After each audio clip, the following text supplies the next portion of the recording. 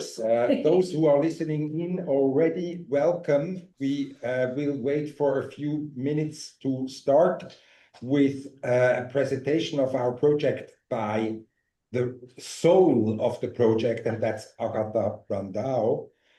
She has joined already the prior project, which was a commentary basically on a comparative law basis of the HCCH or Hague Choice of Law Principles, which I had the privilege of drafting as the chair of a working group that was established in 2009. And you will hear a lot about that through Agatha's presentation. So I'm quiet on this now. Agatha is someone who not only our speaker of today, Horatia Moore-Watt, is very much cherishing because she assisted Horatia Moore-Watt already when she assisted her for the general course in The Hague and other things, but also cherished by me because she has worked now for the project I was privileged to initiate now here in Switzerland, funded by the Swiss National Fund, and the Dataverse project on which she will speak has been also sponsored as the previous project by the Swiss National Fund, and we are very grateful for that. Anything else, I think, is upon you, Agatha, to... Yes, I will start by saying that I'm very grateful to have the opportunity to show today what we accomplished in this past years, specifically regarding the database that we have established. It was not easy to conceive all the infrastructure. So my tutorial will be more focused on these details, these technical IT aspects of sorts of how to use the website or what the website contains. Because of course, when we open a page, we see many things, but you don't see what was originally intended, perhaps, and that's fine. The users to try it out. So what I'm going to show today is just my favorite features and what I'd like for you to continue in the website. So first of all, the website's called choiceoflawdataverse.com, or the shorter version is called.global. And when you open the website, so I'm going to share my screen for a second. Give me a second here. So that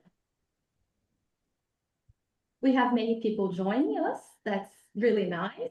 And we have this Zoom sound that I wish I could remove, but I'm not entirely sure how I can do that. I guess that we will keep listening to the sound for a while, and people will be joining, and that's great. And we know that we are a full room, online room. I'm very glad that more people are joining, and this will be available online for those who cannot stay the whole time with us.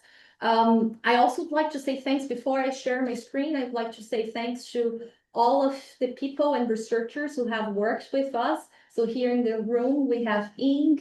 She comes from Montreal. She traveled from Montreal to be with us today. Later today, we will have a researchers panel in person. It will be also hybrid. We will open the Zoom room, but it will be more traditional setting of a conference. She will be presenting her paper, and I had the pleasure to, in this past 3 years, to have a team of researchers, more than 12 researchers working with us to make sure that the Dataverse is what you will be seeing today.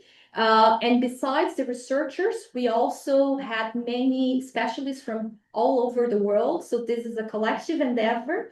And I'd like to highlight this because we can have more specialists working with us. And I will show you how. So let me share my screen.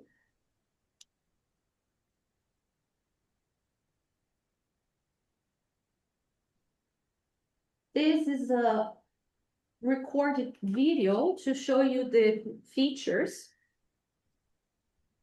So the thing that I like the most is to start with a country report. So in the website, you open the main page and you can already select the jurisdiction. We have more than 100 jurisdictions, and you can select the data that you'd like to see in this realm of choice of law, right? We have more than just choice of law, but the focus of our data collection was mostly that. And you can see on the side, just a second, because I think that now you might be seeing the video here too.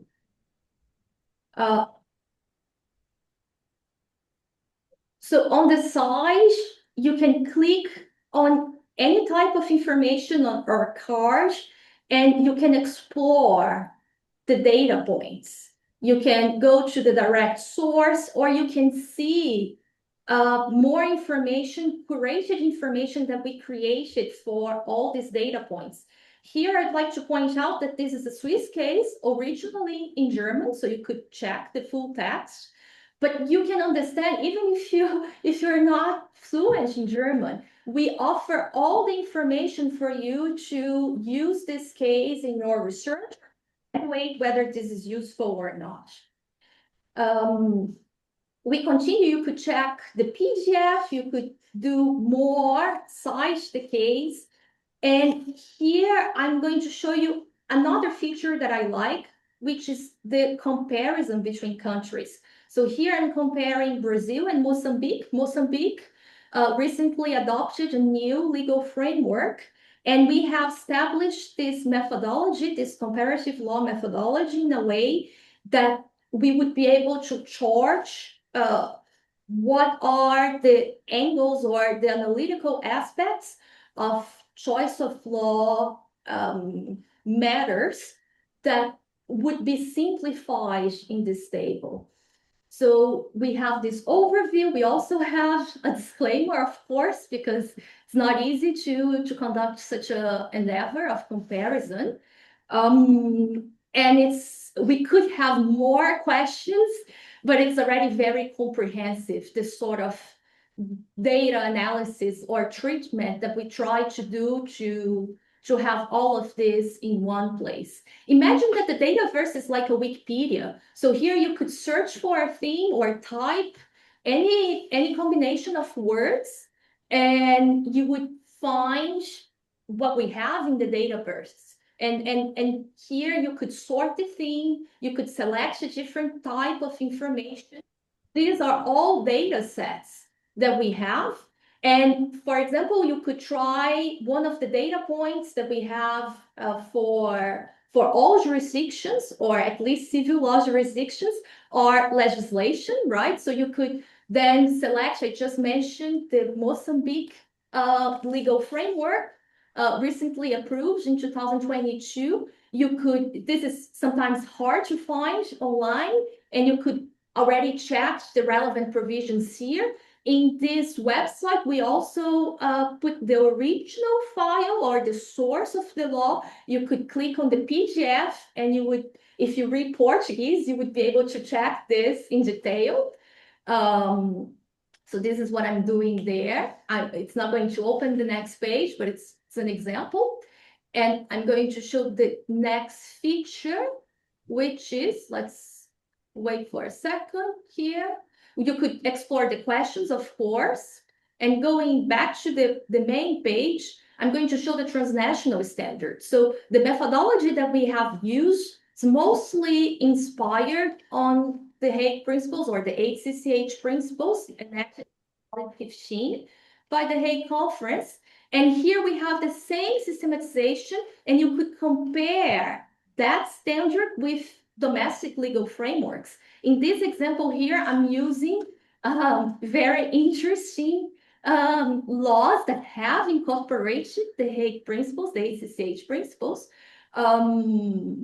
And you could add as many as you like. So here I'm actually being a bit biased because I'm using precisely the good jurisdictions.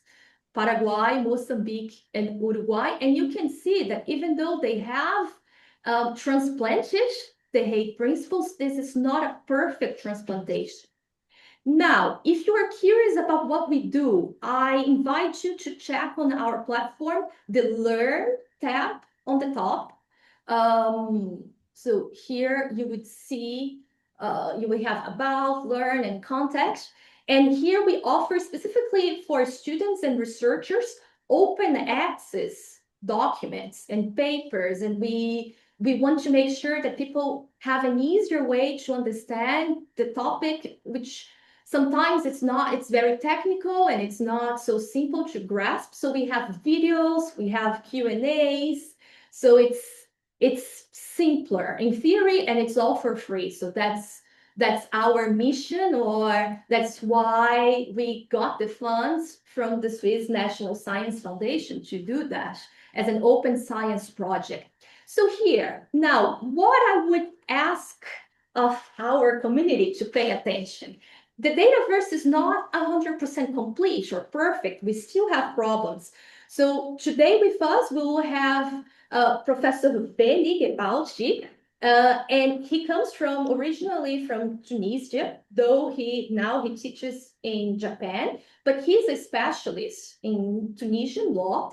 And when he opened that page, he saw that we had gaps, we had problems, we had here no data for certain aspects. And what you can do, if you are a specialist on the jurisdiction, you can leave a feedback to me, and that's very useful. And I'm going to get the email, or this will be in my database, and I will try to incorporate your comment to my best, the best way I can. And I will show you now how it looks from my I would say my tools, or what is the Dataverse behind the scenes. This is the database that we have, so it's not easy to see. But here I'm working on the data specifically, and I can change, and this automatically is transposed to the website. So this in a few minutes it's updated, and the data would be correct. So here I'm changing things. You can see how I do. I will probably skip this a bit. This is just an example. So it takes time to do that. The quality of the image is not great. It takes some time to update things. And this is what we have been doing for 3 years to make sure that we have more than 17,000 data points for all these jurisdictions. And these questions, they include sources. So it's yes, no, unclear, connected to literature, to case law, to legislation, legal provisions. That's how we systematize everything that you see in the website. So when in the website, you already have a more pedagogical way to understand the data. Now, to conclude my presentation, you can see here, if you open the country report for Tunisia again, it's updated. So you'll see there place of characteristic performance and the comments. If I leave any comments, let me open here. I'm going to place this elsewhere. So there, we have more information, and I invite you to explore all these details that we have. If you want to try, our newest feature is the case analyzer. So if you have cases and you'd like to understand the main aspects, the private international law aspects, as quickly as you can, I invite you to drag and drop a case to this page or to our data input system, and our AI assistant will reach this data for you. So this case specifically, I will be using on Thursday, teaching to students on the European contract law. And I thought it would be handy to include in the Dataverse, and you see how the data is already, it processes very fast, the case analyzer. And if there are mistakes, so I will show here, if I want to change something, I can edit, I can revise. And once I do that, if you are the user, you can correct whatever you want. So there, I'm going to edit the text. You see, I'm editing the box. I could change the language. I could perhaps evaluate that this is not good enough. But when I submit the case, this will be available in my moderation platform. This is what I see from the inside, or anyone who has the rights to approve information in the Dataverse. And I see this summary, and it's very useful because the data, when I approve this, I think this is what I'm going to do next there in the tutorial. When I approve the entry, this is automatically included in our systematization. Now, we can do that for many other things, including literature. And in order to do that, so imagine you have an open access paper that you'd like to give visibility for students to read and for more people to cite your research. You have to create a login. In my case, I already have my own login, so I insert it. And here I will use the paper that we will be debating today, or the ideas that we will be discussing in a way. So the text from Professor Horatio was not included originally in the Dataverse, and here I'm inserting this. So you can easily put in the data. You can do in any way you like. There are some mandatory fields for certain types of data, but this will be revised. So you just insert the data in any way you want, and it's like Wikipedia. There will be a peer review before this is approved. You submit the data. So here I'm adding the other details. You can be as complete as you want. So I'm inserting the date of the publication as well.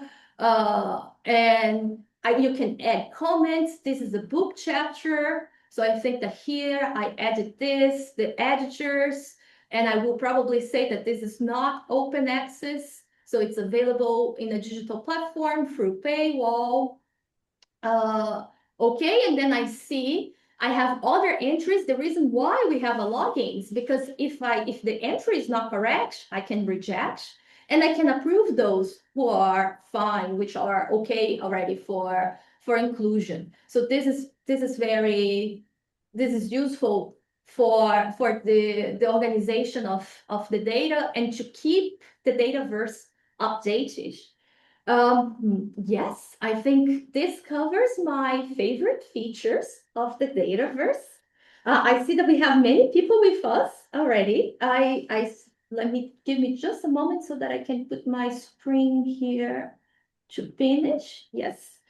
And I hope that you can be the new specialist in this platform, and the Dataverse will keep growing, and it's a collective endeavor. It's meant to be useful for our community.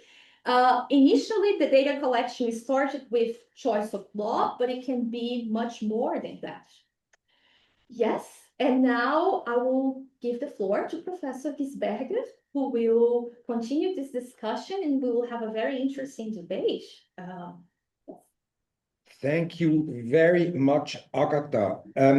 On our program, the panel that we are going to have starts at 12. Is it necessary that we wait until 12 o'clock? Bentley is already online, and okay, so we could theoretically start. But before doing that, let me introduce myself. My name is Daniel Girsberger. I'm one of the first dinosaurs here in Lucerne, because I helped establish the university 25 years ago and moved here for that purpose. And the law school of the University of Lucerne has been my home for the past 25 years.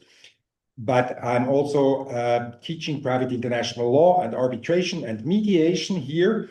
And I had the benefit of having Agatha as my principal senior researcher for the past 8 or so years. And this topic of choice of law in international commercial contracts accompanied us for the past 8 years. Again,